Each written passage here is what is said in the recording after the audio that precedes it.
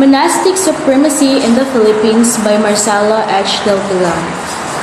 Nag-start na when the Spaniards had discovered and explored the Philippines. It was early 16th century when Catholic missionaries and explorers from Spain have arrived here in the Philippines.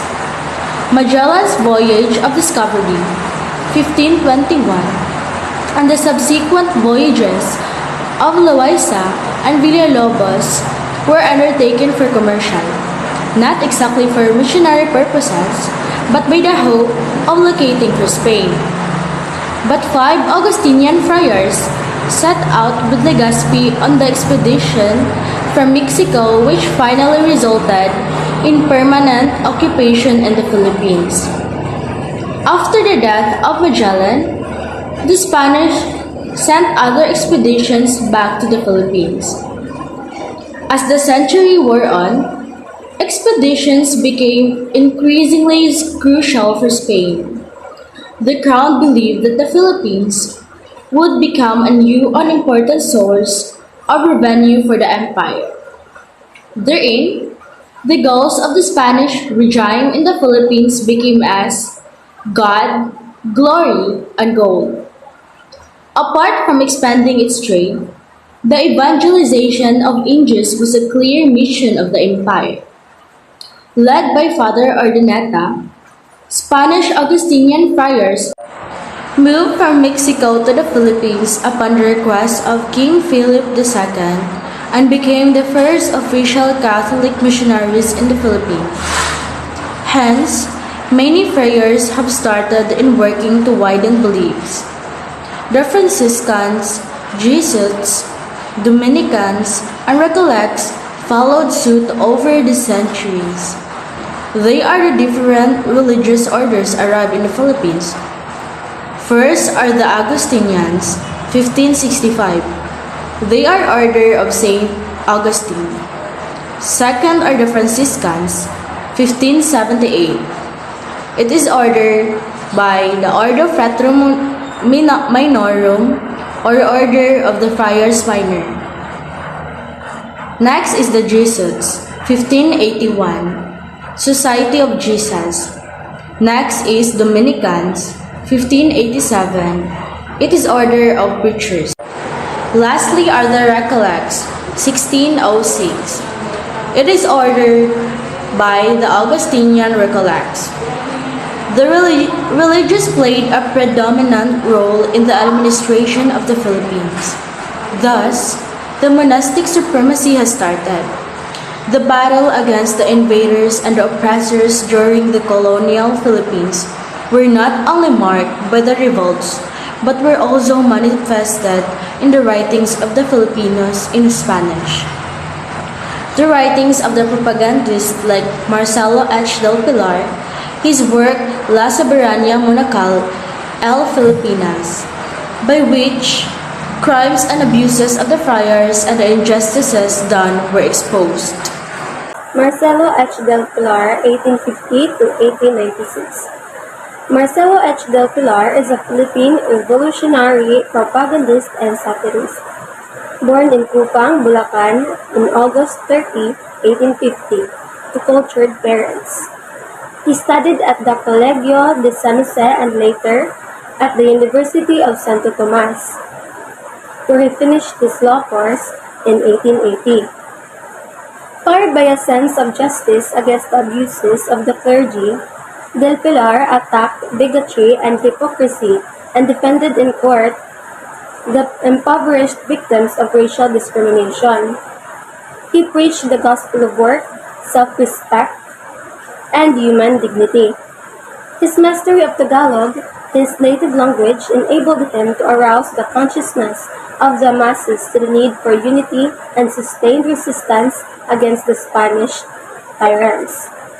In 1882, Del Pilar founded the newspaper Diaryong Tagalog to propagate democratic liberal ideas among the farmers and peasants.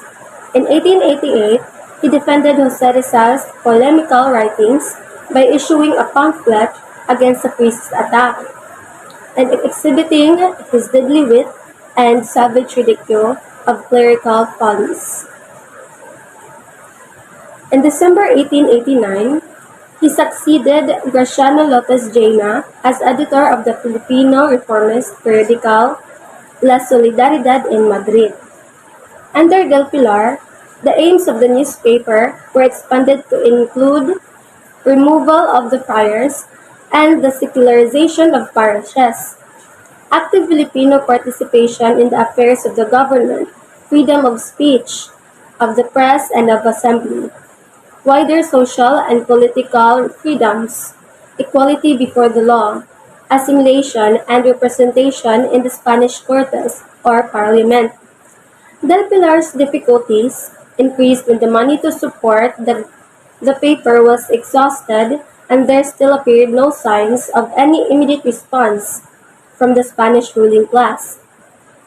Before he died of tuberculosis, caused by hunger and enormous privation, Del Pilar rejected the assimilationist stand and and began planning an armed revolt. He vigorously affirmed this conviction: insurrection is the last remedy, especially when the people acquired the belief that peaceful means to secure the remedies of evils prove futile. This idea inspired Andres Bonifacius Katipunan, a secret revolutionary organization. Marcelo H. del Pilar died in Barcelona on July 4, 1896. His most important work was the Soberania Monacal en Filipinas, or the Monastic Supremacy in the Philippines. This pamphlet denounced in the This pamphlet denounced the friars for the wrong teachings which had resulted in the life of poverty and misery of the Filipinos. To hide his real identity to the Spaniards, he wrote under the pen name of Plandel. So I will be discussing about economic aspect. So it is shown here what has been done by the government and in the monastery. The government built grand convents and spacious palaces in curates. Friar curates a stable place. The public pay because of return for heavenly promises, overflowing with money, and friars invent new forms of devotions. So in the monastery, lacks resources to undertake public works, establishes primary schools in each town, find 1,000 obstacles from tax-paying public, worries about meeting financial needs and refrains from creating new sources of revenue. So the laws that regulate the foundation and development of convents in the Philippines are doubtly based on the belief that monastic life is unproductive. Numerous are the regulations pertaining to the manner of supplying their need for wine, oil, and other things of the kind. But the abundance found in the convents makes laughable the pity of the government. The Philippine government lacks resources to undertake public works. On the other hand, the monastic orders build grand and costly convents in Manila, and in each parish of 3,000 souls, they erect a spacious palace for the residence of the regular curate. The government establishes primary schools in each town. The government houses are made of light materials, like those destined for the tribunal, which hardly approximate the stable of the friar curators. The government finds 1,000 obstacles in collecting taxes from the tax-paying public, but the monastic orders empty without the difficulty the purse of the same public in return for heavenly promises. The government worries about meeting its peremptory financial needs, but the monastic treasuries are overflowing with money, so that their only worry is how to send away from the country their copious savings that foster the banking interest of foreign trade. So the government refrains from creating new sources of revenue in order not to burden Filipino interest. But the friars invent every day new forms of devotion, some very costly, and the public pay, not because of fanaticism, but rather for fear of displeasing the friars, whose power they know has sent many innocent victims to accept. So because of this, there is a notable contrast between the poverty of the government and the opulence of the vow of poverty. So in the amortization of lands, ignorance and fanaticism, subject to land titles of 10%, in the tax of religious festivals, Papal Decree of May 2, 1867, and Hermanos Mayores. The dues of the stole and foot of the altar are a legitimate source of revenue of the priesthood. The Basilio Sancho de Santa Justa y Rufina and tariff schedule. The Filipinos pay the friars another tribute for miraculous objects such as belts, rosary, scapulars, cords, and other objects. In parish curate stipend, there is no fixed amount allocated part to cedula tax, and in July 18, 1884, it was computed at the rate of 180 pesos for every 1,000 cedulas from 1st to 9th class. And in February 27, 1888, it was changed at fixed amount of 12.50% of total value of cedulas according to the census of locality. And all officials in charge for collection, administration collect for their remuneration a certain percentage of the amount collected. On the other hand, in parish monopoly of the census, each belief or head of barangays are the in charge of collecting of tributes to be turned over to public treasury. Neighborhood census was done by adding new residents and eliminating the deceased and those who had moved to another place. And in September 20, 1851, circular order that gave the curates direct intervention in making the census. The heads of barangay became the mere copyists of parish census. Parish census does not recognize any drop except what is recorded in the registry of Book of Burials. And in May 6, 1884, royal decree established the tax for all inhabitants from age of 18. And that is all for the economic aspect in the monastery supremacy in the Philippines. Religious aspects. Despite of the Philippines having a government who are responsible for all the duties served for the Filipinos, during this time the performance of their duties only depends on the parish priests. To report the conduct of a citizen, the testimony of 100 members of the Principalia is not enough. So, for you to know, Principalia are educated upper class in the pueblos of the Spanish Philippines. The essential requirement is the curate's approval. This aspect is highly affected by the monastic power. National integrity is at stake during that time and the friars are too authoritative. So the guarantee of national integrity is not the church, nor can it be in the friars. So for you to know, the national integrity is a band of togetherness between people irrespective of their caste, creed, religion, and gender. The approval of the curate is very essential that time because it was also used to the census of residents in the municipality and officiating some documents. So, the signature of the curate is necessary to the census of residents in a municipality, including to the following: to the conscription of eligible young men, to formalize accounts and other official documents, to everything. The curate's signature is an essential requisite. Ang curate is usa ka ministro nga adunay pastoral nga responsibilidad. So, if you are wondering what is the difference between priest and curate, so ang curate is used for a priest assigned to a parish and a position of subordinate to that a parish priest. So, more likely, curates are the assistant or right hand of priests. The fear of the people to question this societal setup took their voices to speak up. Marcelo H. del Pilar wrote Dasalan at Tuksuhan, by which it ridicules friars. It includes ang Amain Namin, ang Aba Ginoong Barya, ang Aba po Santa Barya. Political aspect.